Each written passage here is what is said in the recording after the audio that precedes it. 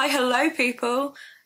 It's been a long time and I'm really, truly sorry about that. If you couldn't tell from the balloons in the background, I turned 21. Oh yeah, 21. When did I turn 21? It's like, oh my god, that's depressing.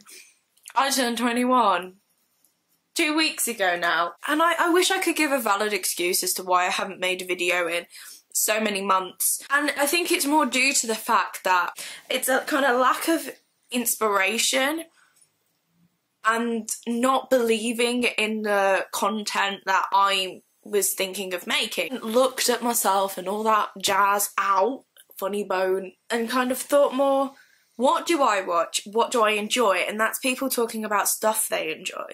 I'm going to talk about books because I love books, I love reading, and follow me on Goodreads, the link will be below. I'm going to talk about my top 5 standalone books. Now, one of the books in there, and I'll explain it at the time, technically is a series, but it's a standalone. Because if I included series, I could be here for a while. I really want to suck on this helium first, though.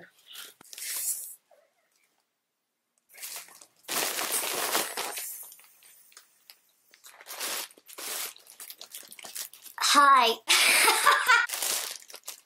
But I'm 21, can you tell? First book is Lord of the Flies by William Golding. A plane crashes on a desert island and the only survivors, a group of schoolboys, assemble on the beach and wait to be rescued. By day, they inhabit a land of bright, fantastic birds and dark blue seas, but at night their dreams are haunted by the image of a terrifying beast. As the boys' delicate senses of order fades, so their childish dreams are transformed into something more primitive, and the behaviour starts to take on a murderous, savage significance. I read this for GCSE. My top tip to anybody who is doing GCSEs, who's in year 10, at the end of the year, ask your teacher what book you are going to read for your GCSE English Literature exam. Read the book in your own time during summer. That's what I did, and Lord of the Flies is genuinely one of my favourite books, hence it being in my top 5 ding. Unlike a lot of people within my group in school, I really enjoy it, and it's interesting to kind of think of that concept of boys on an island and them being really primitive, because if you think of like the Black Friday sales and whatever, that brings out primitiveness, and these are young boys and how quite quickly they form a democracy and then it becomes very savage, and I just think it's one of those classics that everybody should read. The next book is a book that Carrie Fletcher recommended a few years ago because an ex-boyfriend wrote it, and it's called Grow Up by Ben Brooks. I adore this book and I've spoken about it so many times. One thing I've learned from being alive for 17 years is that people like to touch things very much. Things that people like to touch: vaginas, expensive things in shops, jelly that is not ready to eat yet, cigarette lighters, necks, dead things, dogs, piercings, toddlers' cheeks, snow, each other's knees. People also like to touch death. It's such a true version of growing up in Britain, I'd say. It's so good and it's sweary, and I'd definitely say you have to kind of be of a more mature mind when reading it, because there's a lot of sex in it and there's, you know, drugs and alcohol. It's a good coming of age story. One of my favourite things ever is he compares eating out a girl to a Pac-Man. And that has stuck with me, and I wish I knew the page so I could read that bit, because it honestly, that changed the book for me completely. Holes by Louis Sucker. Now, I think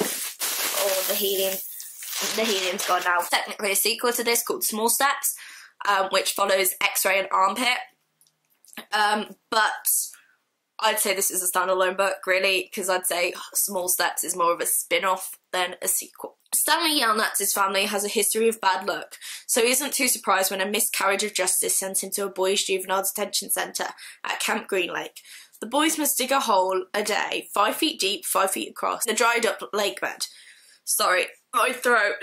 The warden claims the labour is character building, but it's a lie. Stanley must dig up the truth. And what I love so much is there's kind of several storylines and they all mingle and kind of do that. They all mingle and they all connect, and it's so good to have a kind of children's book that makes you think.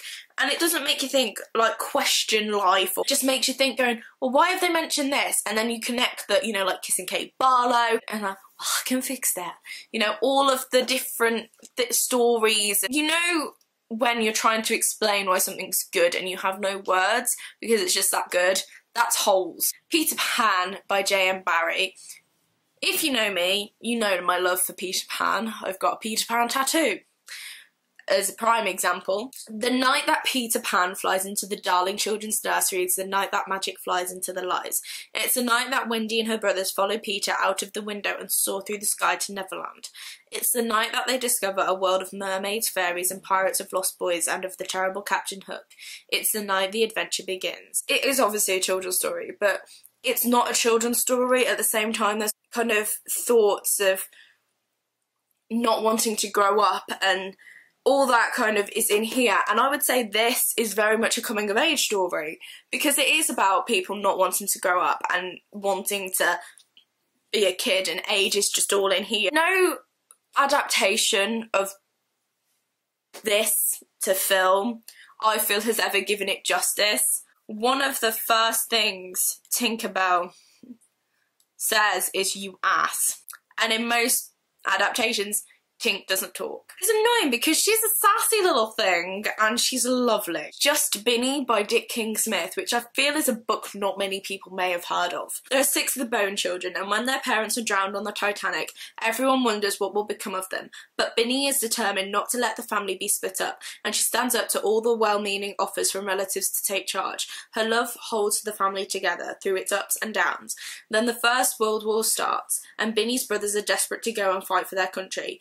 Binny will need more than love now. She'll need her courage as well. Her determination to keep her family together is such a good moral to have, and it's a woman in Edwardian age where women were seen as inferior.